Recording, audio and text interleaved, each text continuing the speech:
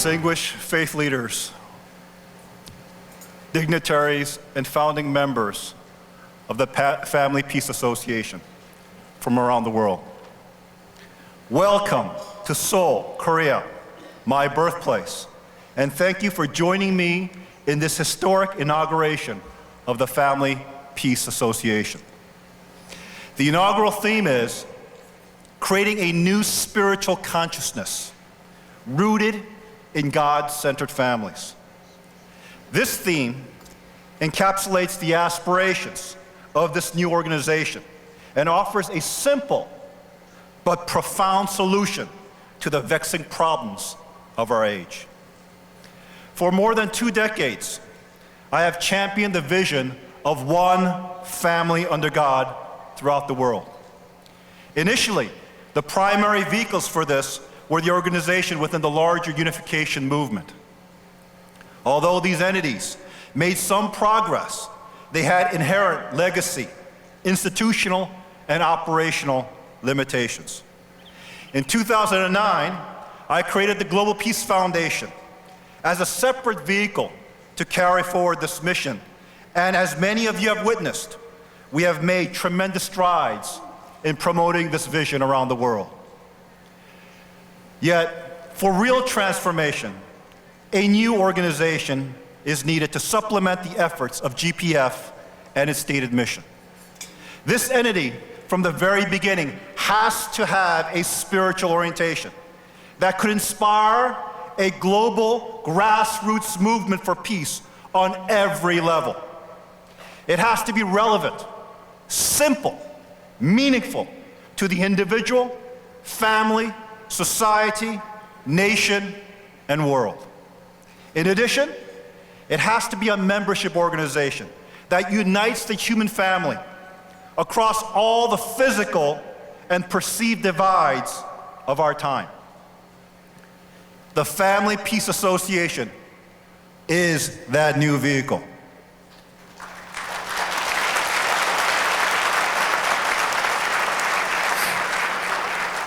Ladies and gentlemen, the family is the most fundamental and defining institution of our human experience. It is a sacred institution where God's original vision of creation was meant to take root. It should have been the wellspring of true love, a divine, selfless love of self-sacrifice.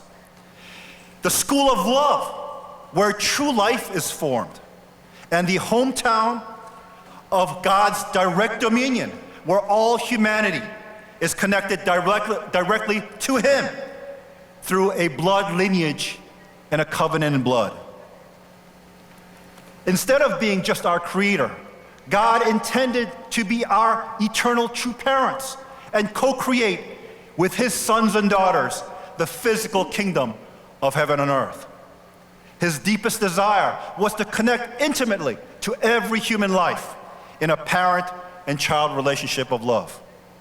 Through this relationship, He wanted to bequeath His truth, His righteousness, and His goodness to His sons and daughters, expanding His presence through blood ties into a wider network of familial relationships, especially to subsequent generations.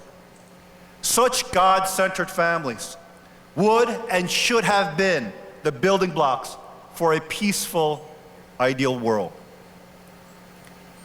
I'm sure all of you would agree that the closest foundational relationships we experience in our lives is within our families. That is why, regardless of culture, ethnicity, race, or nationality, the intimacy of familial relationships is a universal ideal. We therefore utilize familial terms when we want to highlight the closeness of non-family relationships. Our closest friends are like our brothers and sisters. Respected elders and mentors are like our fathers and mothers. Younger people we care deeply for are like our sons and daughters. This intimacy makes the family the natural school of love, interdependence, and social cohesion. The amazing fact about the human experience is that every person begins life not by choice, but by circumstance. We are thrust into this world as products of our parents' union, completely helpless and dependent on our parents' care and love to survive and to grow. As we experience the relationships with our siblings, our grandparents, our uncles, our aunts, and cousins, it teaches us from the outset that we are by nature relational beings and therefore interdependent. As a direct result, we realize that our identity, sense of purpose, and happiness is defined in meaningful love relationships with others that naturally makes us find our own unique place within our families. At this time, when values and norms are being vastly contested and redefined, there is an urgent need to clarify and uplift time-honored universal principles and values. Such principles can be the much-needed compass to navigate through this confusion and guide humanity toward God's ideal, which I believe is rooted first and foremost in families centered upon the divine love of God. We do not have to look far for evidence of these universal principles. We can first look to the great faith traditions themselves that have preserved, taught, and practiced time-honored traditions that point to the innate value of human life and the proper order in human relationships, especially in families, as well as the virtues by which we live. Although they may differ in religious dogma, this is but a small part of their teaching. The vast majority of their instruction deals with universal truths. These truths are the basis of universal spiritual principles and values that all people of faith share. Second, we can look to the natural world and find the hand of God in the design and order that exists in all creation. I spend a lot of time in the wilderness because it is my first place of worship where I seek God, His guidance, and strengthen my inner spirit. In the unforgiving mountains of Alaska or under the beating sun of Africa's savannas, you cannot hide behind artificial, false pretensions and are forced to see yourself for who you truly are. That is why the natural world is where many of the great faith leaders turned to as they sought to understand God, our Creator, and His purpose for creation. The third area that can provide evidence of universal principles is in the field of social sciences. Just as natural sciences have advanced at an unimaginable pace to help us understand the created world, social science has also developed various ways to better objectively understand human beings, our interactions, and what contributes to happiness, fulfillment, and health. When not skewed and used for self-centered, agenda-seeking purposes, we can find plenty of data points that point to the importance of traditional, God-centered families. Perhaps these truths about the family appear self-evident to all of us gathered here. Yet today, they face serious challenges from many quarters in the developed world. Traditional ideals and bedrock values that define the human family throughout history, providing the foundation for cohesive societies, are being called into question. This inner strife and confusion, especially in the West, has global consequences since it reflects a deteriorating moral authority in the eyes of the rest of the world. The West represents only a small fraction of the 7.5 billion people that inhabit the earth, although its influence in the past century is undeniable. Yet for most of that time, it led the global community by espousing universal ideals of fundamental human rights and freedoms that elevated the human condition. These were spiritual principles and values that came from the West's Judeo-Christian heritage. But with the rise of the secular progressive movements of the 1960s, many of those time-honored traditions have eroded in Western culture to the point where the very mentioning of God and faith in the public square is frowned upon. Yet, the developing world is largely made up of traditional and religious societies and cultures that reject many of the social experiments of the countercultural movement. The excesses of the West's materialistic and secular culture is offensive to most in these parts of the world. Although they seek the prosperity of the developed world, they do not want to adopt their modern values. As many experts on the subject of global war on terror acknowledge, Islamist terrorist groups are capitalizing on the growing consensus that the West has lost its way as a moral leader of this age. The nature of this global conflict, with its religious overtones, suggests a deeper issue of moral authority and spiritual leadership. Although the radicalization of Islam has to be dealt with within that faith community, the ideology of Islamic or religious terrorism will be defeated by an alternative spiritual ideology that can go beyond the confines of religious dogma and enlighten humanity on fundamental universal truths. The secular materialistic cultures of the developed world often place the greatest emphasis on immediate gratification instead of self-sacrifice, self-control, and enduring human relationships. These are the disturbing trends towards an egoistic hyper-individualism fueled by the advent of social media, coupled with the dehumanizing effect of the virtual world through the internet. Many are concerned with the societal effects from these technological advancements, since they seem to diminish human interaction and deep introspection, leaving many to wonder what the long-term impact of these trends will be. Most importantly, there seems to be a growing consensus that technology could solve all the global problems, fueling technologically driven utopian ideas that erode the fundamental meaning and essence of life, rooted in humanity's spiritual consciousness. Yet, this consciousness was a foundation of all the great awakenings throughout human history, where we reached new levels of enlightened understanding. From the Pax Mongolica of Eurasia to the Reformation and Enlightenment in Europe, the universal ideals of freedom, of religion, commerce, thought, and the importance of personal merit and talent were conceived, matured, and grew. They led to the formation of the United States, which championed fundamental human rights and freedoms, leading to the ideals that defined the West. Always, it was the quest for spiritual truths that fostered these monumental developments.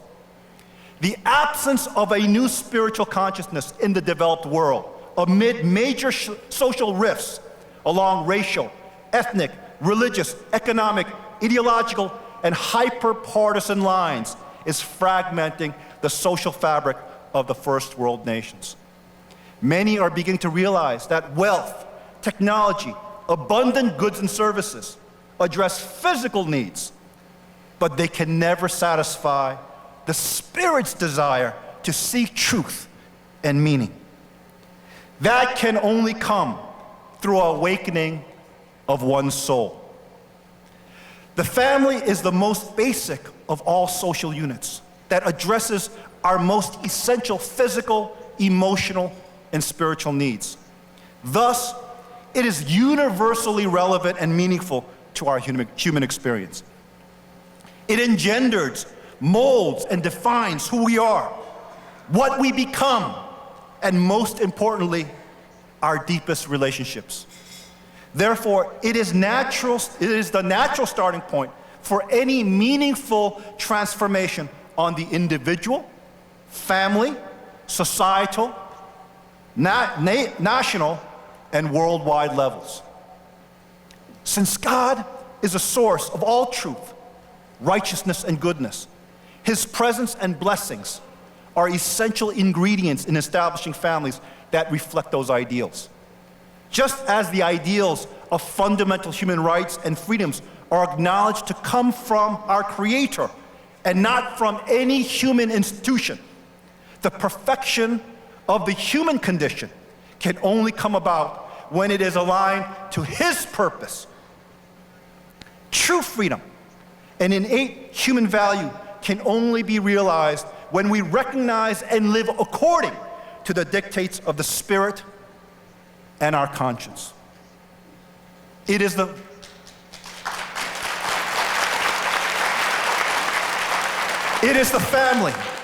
in the family where these ideals first need to be cultivated and experienced, and then shared with the rest of society, nations, and the world.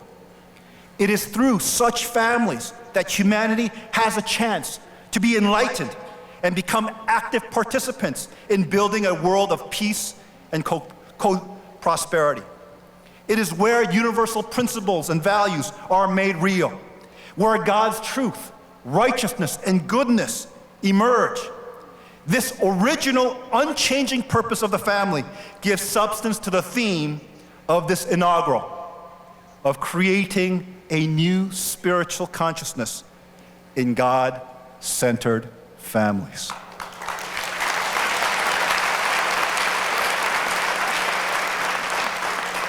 Ladies and gentlemen, today is a very meaningful day for me. On the one hand, this day represents a milestone for humanity where all of you, men and women, families, faith traditions, and organizations from around the world are standing together to declare your commitment to cultivating God-centered families. However, on the other hand, for me personally, this inauguration also expresses my commitment to continuing my father's lifelong work.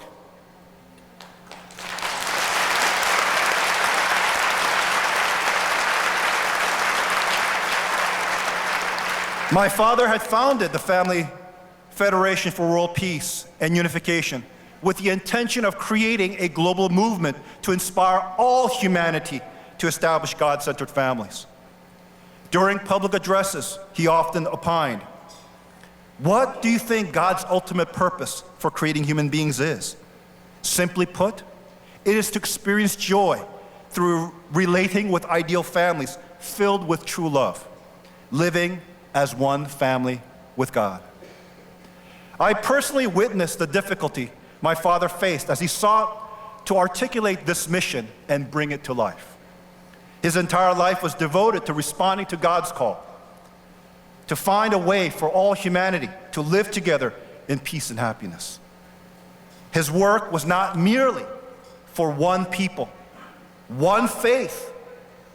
It was for all humanity. He was often misunderstood by the wider public and sometimes exploited by his own supporters with their own self-serving agendas. Yet to the end, he remained steadfast in his commitment to God and to humanity. As his son and as one who shares in his aspirations, I'm committed to bringing our shared dream to fruition.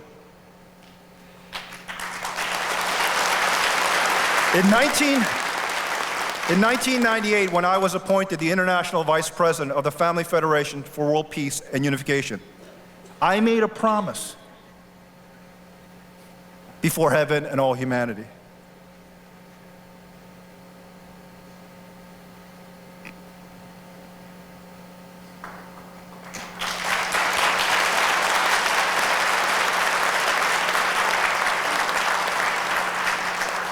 That I would carry forward my parents' dream to advance God's kingdom through the formation of God-centered families. Although I can no longer work through the Family Federation for World Peace because it is not true to my father's original mission today, with the creation of the Family Peace Association, I am fulfilling that promise.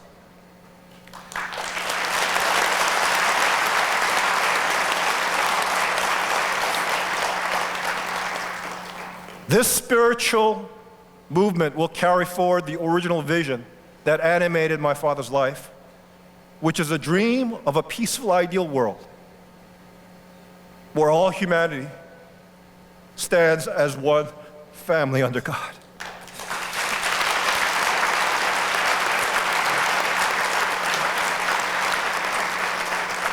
Today, we stand at an inflection point in history. The world is ripe for the next great awakening of our collective human consciousness. Yet at the same time,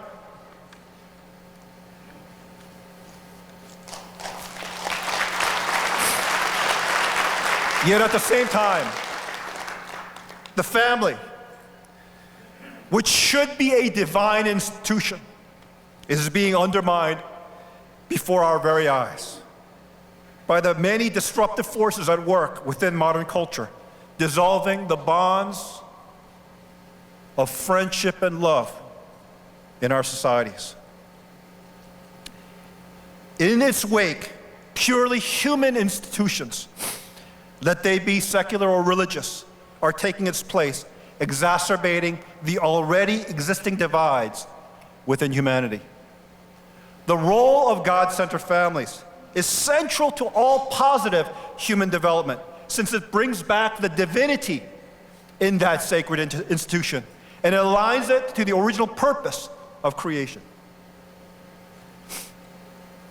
Without such families, humanity will not have the moral clarity and conviction to take on the challenges of this age and build a brighter future for our children and our grandchildren.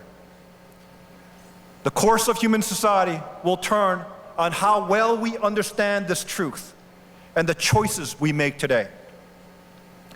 At a time when humanity is growing more fragmented as a result of religious, racial, cultural, and economic tensions, we need to find common cause and work towards a world where every person is valued as a son and daughter of God.